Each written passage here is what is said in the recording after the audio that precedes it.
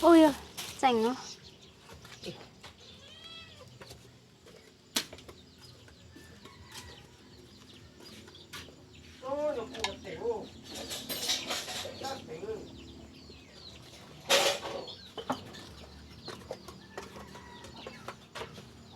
Chờ lâu rồi ạ. Xin mong à. Rồi, Nó mất tí này, xin mong suối nước à.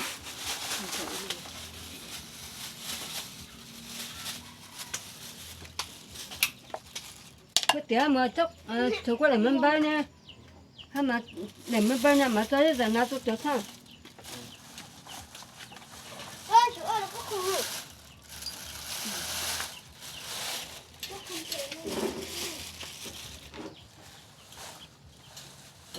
Còn đi số muốn nó hay là nhà muốn giống suối này. Bây giờ tao sầu đi một.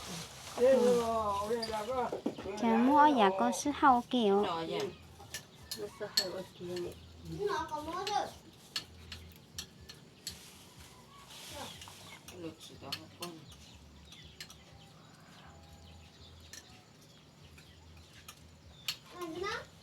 quay lịch sử đó khó con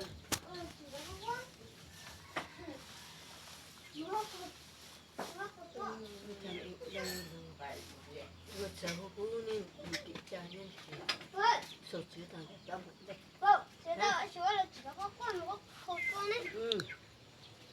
Muốn cho tôi trong xe à. Tôi Ừ. con muốn gặp tôi này. Khai cái tổ nó bây giống ông tôi dùng đấy tôi bây giờ sẽ ô tô rồi lắp nóng đàn tôi ở rèn dữ lon tôi bây giờ trong này này khó lo nữa. Cũng mà có sao tuổi. Mà có sao.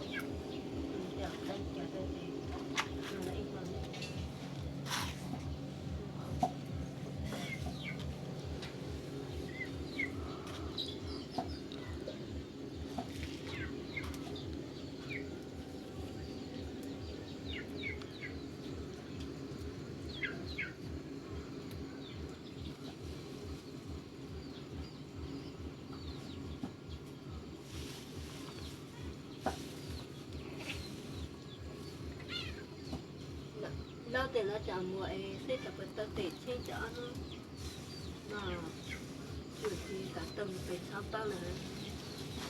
Nhớ cái tình ván này cũng tôi bổ cá muốn thế nhiên đi bố. Cho mà phải sửa cho mình đấu tận sửa này. Luôn rồi lại hay dùng rồi dùng muốn tôi say ta đi ô Bây giờ phải sửa mình chẳng sửa thì cô lại giờ thì là giống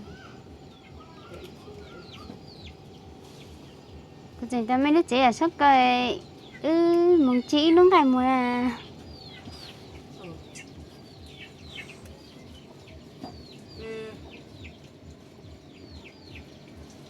Lúc con xem mong như vụ hành ngộ bự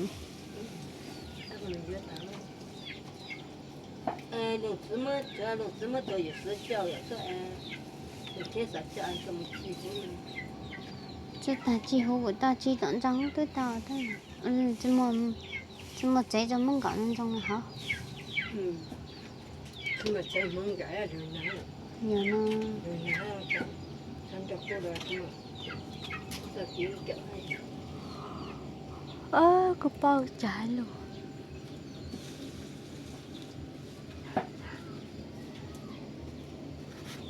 chị sẽ còn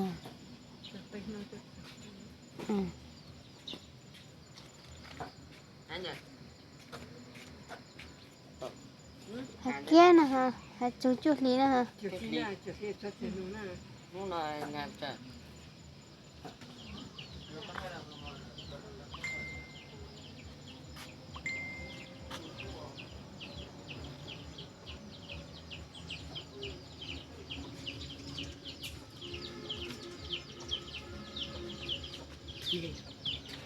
quay mí này không ai ngoài đây không ai không biết đâu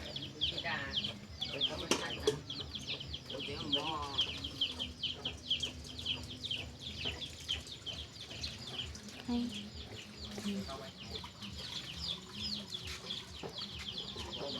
lo xía cờ Dạ, dạ, dạ. Đây là trẻ.